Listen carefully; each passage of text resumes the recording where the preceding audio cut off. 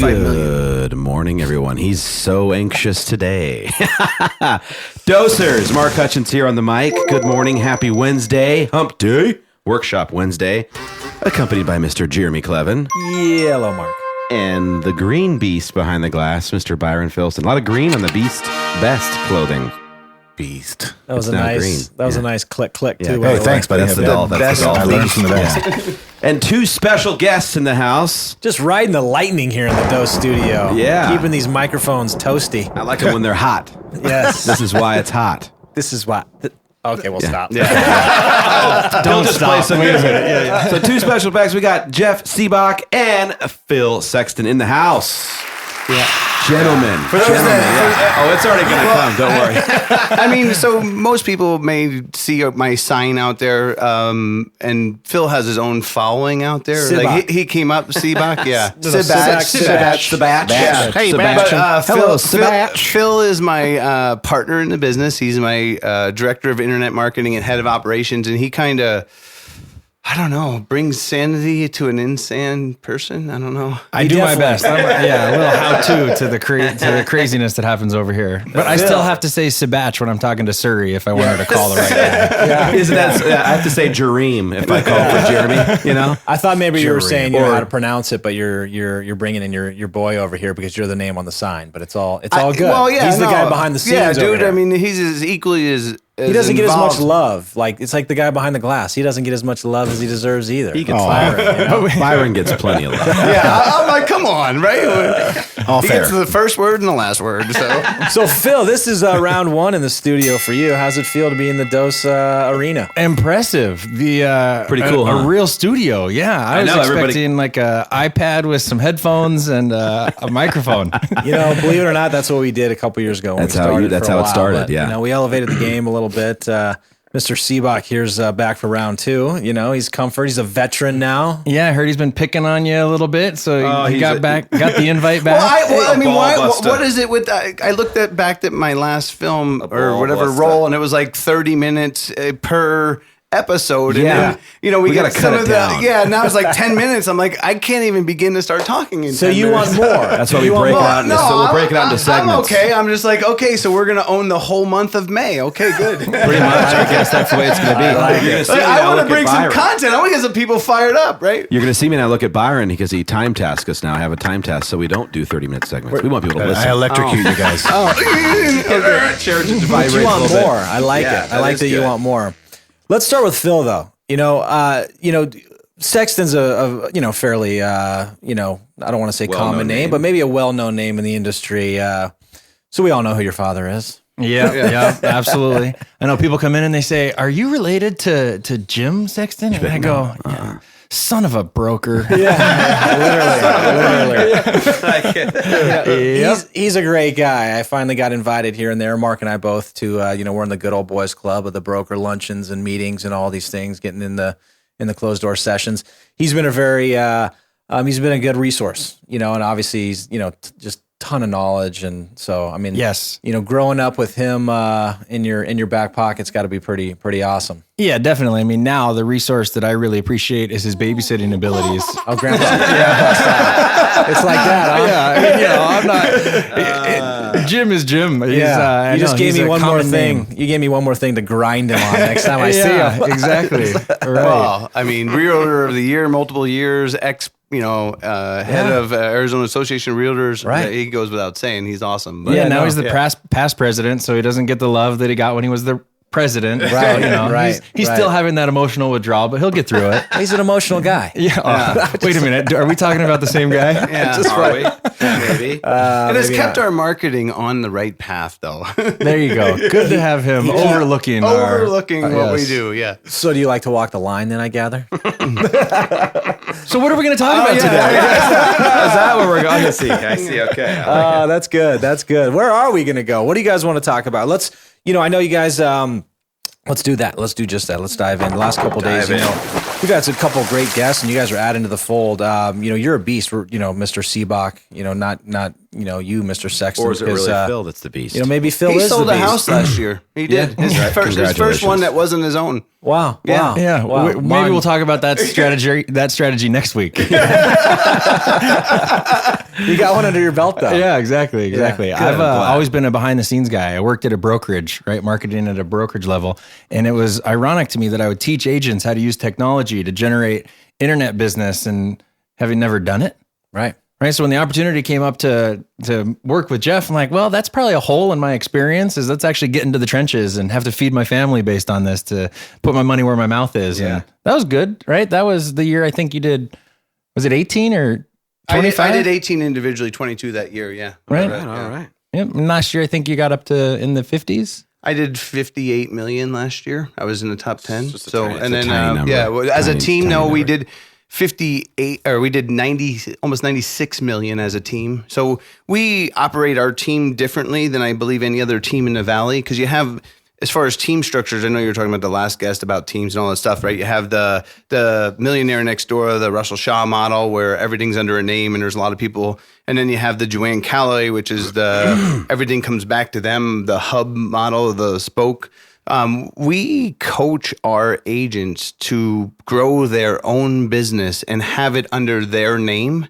And then we also create leads and everything under my name. So they act as buyer brokers under our name while we're coaching and training them to grow their own business, which has been extremely successful. But now we have agents that come to us that want coaching but don't want to leave their broker. So now we've said, you know what, let's scale back the Sibbach team. Let's just coach people outside of our thing called, and we do something that's called too-many-listings.com, which is a coaching business that we provide for agents outside. So Okay, so too-many-listings.com. All right. TOO many listings.com. Well, We made We know that. Too many listings. we may have purchased a few variations of that just in case. Yeah, Might of as course well. you did. Probably they did were too. available. Yeah, ironically. Weird. Because people don't usually have too many listings. Yeah. Very few listings.com. Well, but it came up because the beginning of this year, our goal was to list and sell 100 houses. Because last year I listed 57. And we were like, let's set a big goal. I never listed more than 57. So I was like, so in the first quarter, we listed 36 houses. I had 66 listing appointments, right? So we increased our listings by a little over 200% or 300%, somewhere in that range. What do you attribute that to? Yeah, but how did you do it, Jeff? Oh, Let's get to the meat and potatoes of this podcast. We're gonna let Phil interview you. Actually, this is your opportunity, Phil. Oh, to this is say it. everything and ask all the things that you've been wanting to ask that you haven't. Really, This where is the were you platform. yesterday? Really? I knew it. but I thought we wanted to talk about the brokerage first. Which way you want to go with this thing? The Yeah. brokerage. I mean, just the way the industry's changing. Like, I would like to kick off our little venture here with, to me, we think that we call it real estate 2020, that the evolution of agents is going to change massively as we see the aggregators taking over control of the industry. And we see the brokers having less control, the old school brokers, not the My Home Group brokers, right? .com. You're pimping out. Yep. But what they're losing their power because they don't control the leads anymore. They used to have these big stores on the used to corner and control people the- used to walk in. And now listings, realtors gave away the keys to the castle. The way I like to say it is like during the dark years, they didn't realize that they made these syndication agreements to give all their information away to Zillow and Trulia and So they could sell Realtor.com. it back to us. Right, exactly. So now, Now we put out, because they didn't realize, in the future, people are going to put out 50 to 100 photos on the internet, and then all the leads are going to go to these aggregators, and then they're going to sell us back what we gave them. Isn't that nice, right? Yeah. Like when we go to, I get to pay Zillow, and they sell me the leads that come inquire about the stuff, the marketing that I paid for, right? So now the brokers are going to be forced to change how they operationally work and trying how to educate their people. It's one thing that Chris Smith came out with is called the conversion code, but it's something that we've been doing. Last year, we converted $38 million in internet leads, but we started teaching people because in 2011, Chris Smith said there was 4 million internet leads, and then 2014 there was 40 million internet leads. Right. The reality is that if you're not getting better at this as an agent, that you're going to be behind. But it's the same thing for brokers. Like, why when you Google Scottsdale homes for sale, Chandler homes for sale, Remax.com doesn't come up. No, Zillow comes up, then it's homes.com, then it's Trulia, then it's right. Like, so they're behind the curve, and they're going to have to do something to help facilitate it. I mean, it's just crazy. They're already too far back. Yeah. I mean, it's like now I did an open house up in Troon, and I had 50 plus people first day open house, right? Come to my house. You know how many realtors showed up? 1, right? I had 19 sets of people, right? Shooting fish in a barrel. It was awesome, right? No, but I mean, it puts me at a disadvantage because now these clients I'm marketing directly to the consumer. The consumer's coming to me, right? And we got 3 offers. We sold it for $16,000 over asking price, but they're like, the agents that made the offers didn't show the house. Okay, that's cool, right? I mean, but it's Are you saying it's broken? It's broken. Oh, it's broken. Okay. Broken. So what brokers need to do is start things like Workshop Wednesdays. Yes. Oh, look at that. That's today. Workshop Wednesday, 9 o'clock at the Scottsdale office. Good setup. We're here all week. Yeah. Man, be sure to tip your waitress. Right. When's the mastermind group coming up? Yeah, you guys are pros. Yeah, True seriously, pros. You guys are true We're pros. dosers, man. Yeah, you guys Like, are. This is awesome. You guys are. I love it. Well, you're right. It's broken.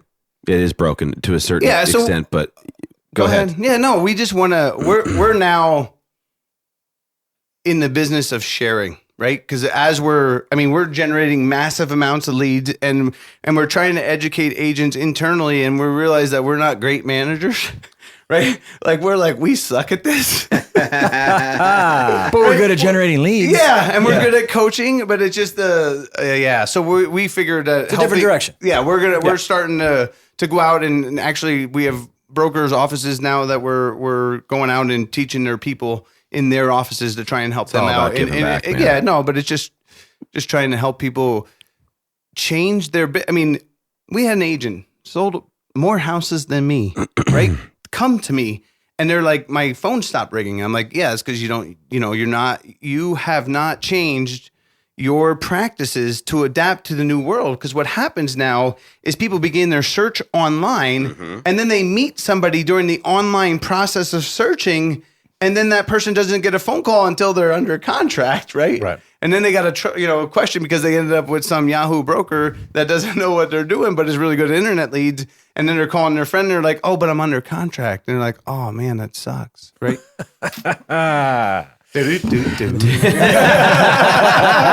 Sorry, I'm poking fun, but the point is that the brokers need to start educating their agents to help them get up to speed. It's very true because it's changing, and a lot of people are caught.